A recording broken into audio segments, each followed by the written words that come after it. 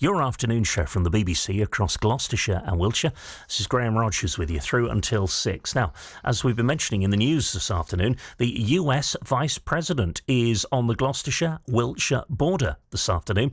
JD Vance is visiting US service personnel at RAF Fairford, whilst he's on a family holiday in the Cotswolds. So we thought we should look into this more. JD Vance. Who is he? And how significant is this visit as he potentially eyes the presidency himself? Maybe in a few years' time.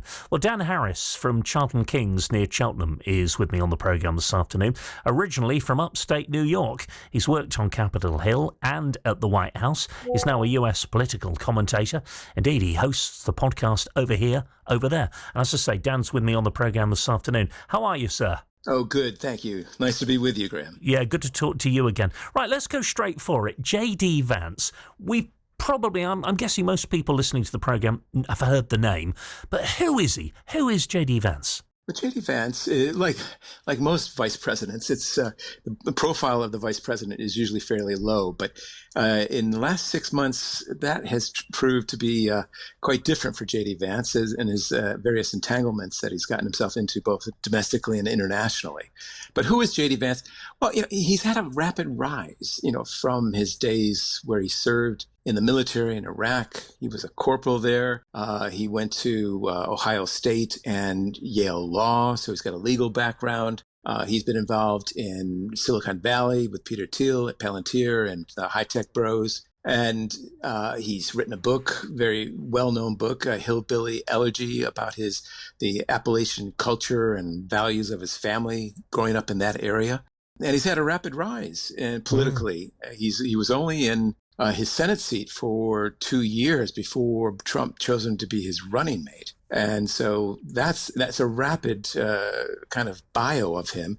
But his rise has been quite amazing, and he's still in his 40 or early 40s. It's interesting because, as you quite rightly say, when you compare him to past vice presidents, he's got a much higher profile than many that have gone before him. In fact, one past vice president once described the role as not worth a bucket of warm spit.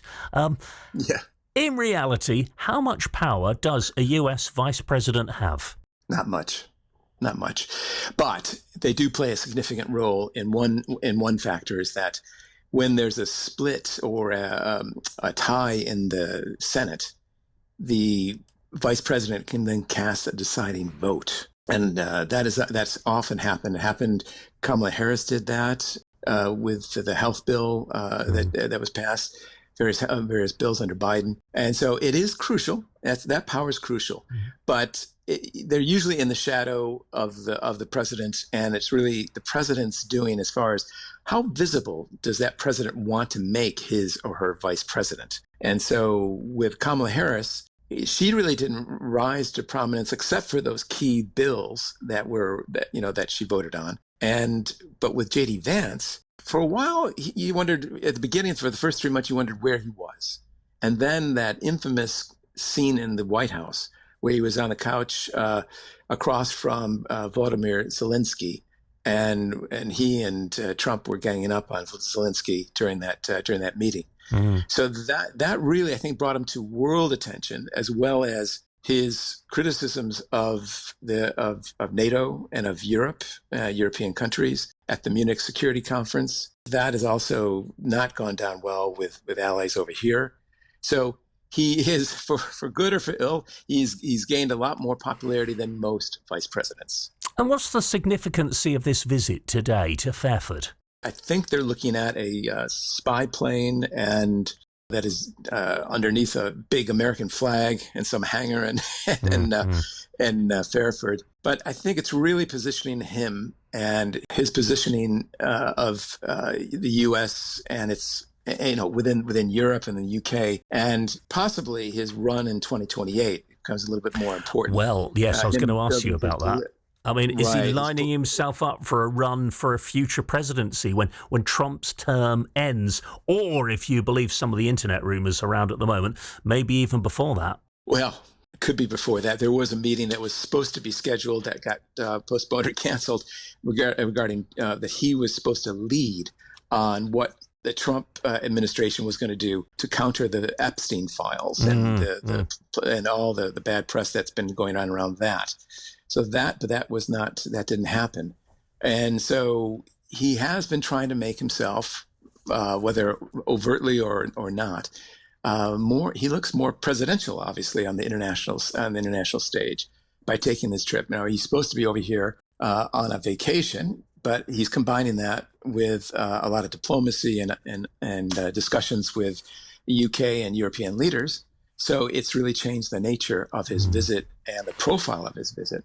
And certainly going to Fairford and looking at a spy plane and having a bit of a ceremony like that, that also will supposedly enhance his positioning internationally and back home if they're paying attention. But even back home, vice presidents don't get a lot of airtime. But I think that what Vance has done, though, what he's been saying in his very controversial, very right-wing populist America First agenda that he's followed and supported Trump on, he has really put himself out there as, he in 2028 wants to assume the mantle of the MAGA movement. He wants that block of the Republican movement to go his way. Because obviously he will run if and when Trump does leave the scene, and he's supposed to leave the scene in 2028, but who knows? He's in, could you say at the moment? Yeah, he's in pole position. He's positioning himself. Absolutely. Yeah. And he's apparently visited Clarkson's farm as well. Yes. So there you go. And done a little fishing, I guess, with David Lammy. Yes. I heard that David Lammy didn't have a fishing license when they went out, and he had to go to the local authority to get a fishing license before that happened. Honestly, so you couldn't make it up, could you? Always fascinating to talk to you, Dan. I'm grateful for your time. Thank you for joining me. Dan Harris, he hosts the podcast Over Here, Over There. Graham Rogers.